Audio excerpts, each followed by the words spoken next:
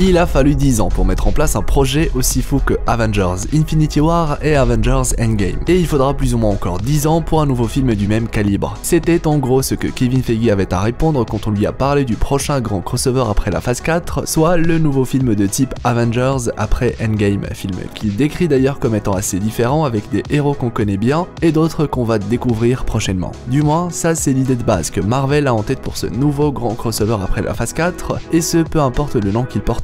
Nous allons donc tenter de voir ce que pourrait apporter un tel film, comprendre sur quoi il devra se baser, prendre en compte l'ordre de sortie des projets de la phase 4 en s'appuyant sur certaines informations que pourraient traiter Thor 4, Doctor Strange 2, les Éternels ou encore WandaVision ainsi que ce qu'ils peuvent introduire comme concept, etc.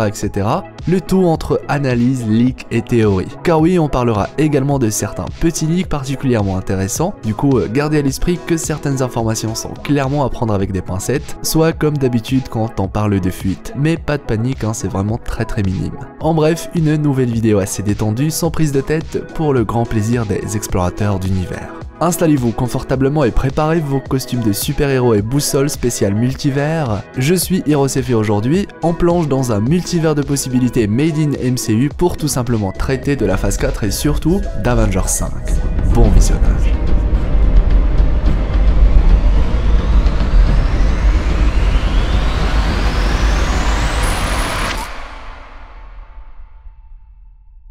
Nombreux sont les fans de Marvel à prétendre que le prochain grand arc narratif MCU sera basé sur le fameux Secret Wars, et ce, sans prendre en compte tous les éléments qu'il faut introduire avant de pouvoir adapter ce genre d'histoire. Ce qu'on appelle Secret Wars est par exemple lui-même composé, ou pour être plus précis, il a été possible qu'après avoir mis en place plusieurs autres grands arcs assez connus des fans de Marvel. Bref, vous avez compris l'idée. Toutefois, là où ça devient très intéressant, c'est que parmi ces plusieurs histoires, on retrouve un certain House of M que la phase 4 de Marvel pourrait contre toute attente déjà amorcer via la série WandaVision ainsi que The Multiverse of Madness, soit le deuxième opus dédié à Doctor Strange. C'est même très gros en réalité, et les quelques informations autour de WandaVision confirment totalement l'idée. Mais du coup, qu'est-ce que House of M et puis ça consiste en quoi? En très bref, l'événement majeur qu'il faut avoir en tête, c'est la folie de Wanda. Ses pouvoirs deviennent de plus en plus forts, incontrôlables, une puissance infernale qui fracture l'essence même de ce qu'on appelle la réalité. Et ça, c'est quelque chose que Endgame a justement pris le temps de rapidement nous illustrer à travers l'échange de Wanda et Thanos, échange qui souligne ô combien son personnage est atteint après la disparition de Vision, avant de bien évidemment nous montrer toute l'étendue des pouvoirs de Wanda et surtout la naissance de sa folie dans la série qui lui est dédiée. Une folie qui aura du coup logiquement le temps d'évoluer dans WandaVision avant de se déchaîner dans Doctor Strange 2, donnant naissance à ce fameux multivers de folie repris dans le titre même du film. Et tout ça, eh bien, ça renvoie pas mal à ce que certains leaks autour de WandaVision et Doctor Strange 2 précisent, que les enfants de Vision et Wanda seront bien de la partie, que la série et le film seront liés, que l'antagoniste de Doctor Strange 2, à savoir Nightmare, sera par exemple présent également dans WandaVision et serait même entre autres responsable de l'évolution de la folie de Scarlet Witch, avant de revenir bien plus fort dans Multiverse of Madness pour bien évidemment faire face au sorcier suprême. Doctor Strange est quant à lui désigné par Marvel comme le nouveau noyau dur du MCU. Il serait même d'après certaines rumeurs d'une certaine manière le nouveau Tony Stark, personnage autour duquel les prochaines phases devraient tourner. Et c'est d'ailleurs une idée que j'avais auparavant déjà exprimée dans d'autres vidéos. Après tout, comment Doctor Strange pourrait-il ne pas être au centre d'intrigues qui tournent autour de concepts tels que le multivers et donne vie à de grands vilains d'ordre cosmique? Vous ne le savez peut-être pas, mais Dr. Stephen Strange est un personnage ô combien important quand on parle des comics. Il est presque toujours présent dans les grands arcs les plus célèbres de l'univers Marvel, en plus d'être l'un des personnages les plus puissants tout court. Si on ajoute à cela l'envie de mettre davantage en avant l'aspect mystique de Marvel à travers Wanda, Loki ou même un certain Doctor Doom qui commence à beaucoup faire parler de lui, il devient évident pour tout un chacun que l'avenir du MCU a de fortes chances d'être porté par nul autre que Dr. Stephen Strange, soit finalement le véritable nouveau Tony Stark. Après 3 phases basées sur l'avancée technologique, on aurait du coup droit à des phases axées davantage sur la magie et tout ce qui l'entoure, sachant que la magie est bien évidemment une porte à tout le côté cosmique qu'on est beaucoup à aimer voir prochainement dans le MCU. Et puis bon, Doctor Strange, un personnage qui adore comme Tony pousser ses connaissances à l'infini, personnage au caractère très égocentrique sans rappeler un certain Tony, personnage qui encore une fois se prend pour le gardien de la Terre, une nouvelle fois comme Tony Stark, Bref, vous commencez un peu à comprendre ma vision des choses, le tout mené par un acteur aussi charismatique, autant vous dire que pour moi, c'est très efficace et même logique quand on prend en compte toute l'importance de Doctor Strange dans Endgame, et bien évidemment la phase 3 en général. Après tout, et même si certains ont tendance à l'oublier,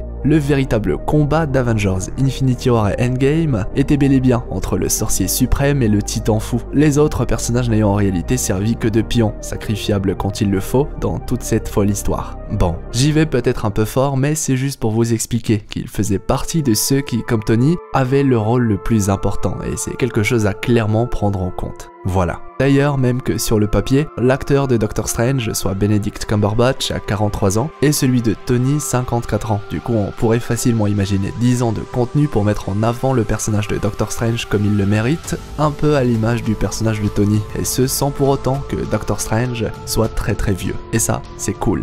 En tout cas, c'est plus ou moins vers la moitié de la phase 4 que ce sera mis en avant, après que des projets comme les Éternels n'aient permis d'introduire les Célestes, les Éternels ainsi que les Déviants, soit la base de ce que j'aime appeler l'aspect cosmique du MCU, suivi directement de l'aspect mystique avec WandaVision, Doctor Strange 2 et enfin la série Loki, qui est bien partie pour faire le pont entre les deux sous-sagas dédiées à Doctor Strange et Thor, puisque certains leaks précisent par exemple que Loki sera bel et bien présent dans les deux projets. Loki qui est dans les comics assez lié à Wanda et Strange, du coup ça semble tenir la route, surtout si ça permet de faire le lien à travers Loki avec Thor et tout ce qui l'entoure. A noter que le MCU a déjà mis en avant ce trio dans Thor Ragnarok, et ça c'est beau. On aurait du coup logiquement après la phase 4 pris soin de poser les bases du cosmique ainsi que du mystique. Mais du coup, quel est finalement le rôle de Thor 4 dans cette phase de transition, sachant que Thor 4 est le dernier film de la phase 4 et qu'il est du coup censé être lié à Avengers 5 d'une manière ou d'une autre. Car oui, c'est ainsi qu'opère Marvel depuis toujours. L'ordre de sortie des projets n'étant pas choisi au hasard et chaque phase est censée raconter une histoire, et même mener vers un grand événement. Ici, vous l'avez compris, l'intrigue générale de la phase est censée être basée sur les événements de Doctor Strange 2 et des séries WandaVision et Loki, avant de clore avec Thor 4, qui aurait du coup le luxe de nous introduire à un événement majeur, une crise, voire pourquoi pas, une menace suffisamment grande pour avoir choisi de la confronter à Thor lui-même, soit l'un des super-héros les plus forts du MCU actuellement. Ce qui nous amène inévitablement à parler du deuxième point le plus important de la vidéo, ainsi que de la phase 4, à savoir la possible mort de Thor. Alors oui, je sais, dit comme ça peut choquer certains fans, mais je vous rassure, c'est bien plus complexe. Et ces théories légèrement farfelues, je la répète depuis toujours à ceux qui veulent bien l'entendre. Le Ragnarok n'est pas encore terminé, et ne pourrait l'être qu'après la mort de Thor, dernier dieu d'Asgard toujours vivant. Du moins c'est ainsi dans la mythologie nordique, source directe des inspirations derrière tout ce qui est en rapport avec Thor, Asgard, Odin ou que sais-je. Bref, le Ragnarok signe la fin d'un cycle et le début d'un autre. Nous avons d'ailleurs vu la renaissance d'Asgard dans Endgame, et le nouveau Thor arrive lui aussi sous les traits de Jane Foster.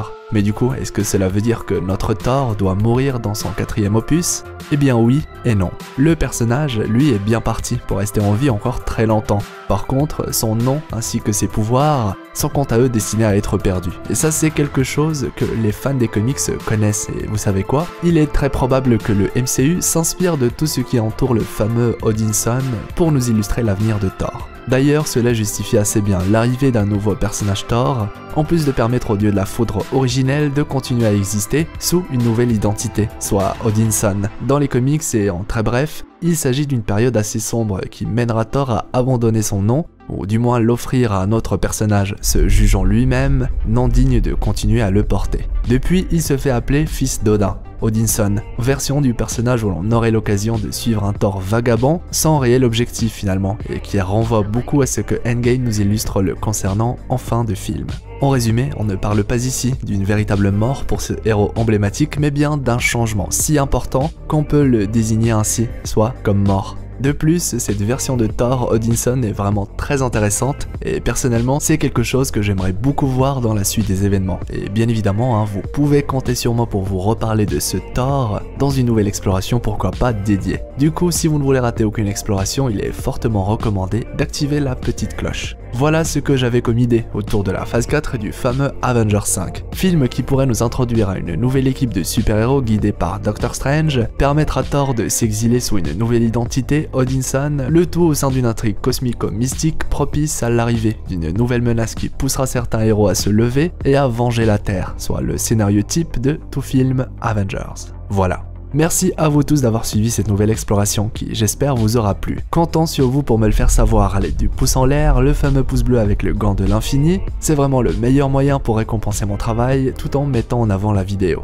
Merci. D'ailleurs, n'hésitez pas à me dire ce que vous pensez de tout ça, à me partager vos idées et théories même les plus folles pour ce Avengers 5 et à me dire quel est selon vous le nouveau super-héros qui va tout casser dans les prochaines phases du MCU. Si c'est votre première fois sur la chaîne ou si ce n'est pas encore fait, déjà je ne sais pas ce que vous attendez, vous êtes les bienvenus dans notre équipage d'explorateurs, bref, abonnez-vous, ça ne coûte rien et à l'aide de la petite cloche, vous êtes sûr de ne rater aucune exploration. Si vous avez envie d'en savoir plus sur les thèmes que pourrait aborder Avengers 5 ou encore la vérité sur Thanos et Nova, et ouais, je me permets de vous rediriger vers la vidéo concernée via les annotations de fin, une superbe vidéo que les explorateurs d'univers ne devraient absolument pas rater. Une agréable journée ou soirée à vous, c'était Hirosef l'explorateur d'univers, pour vous servir.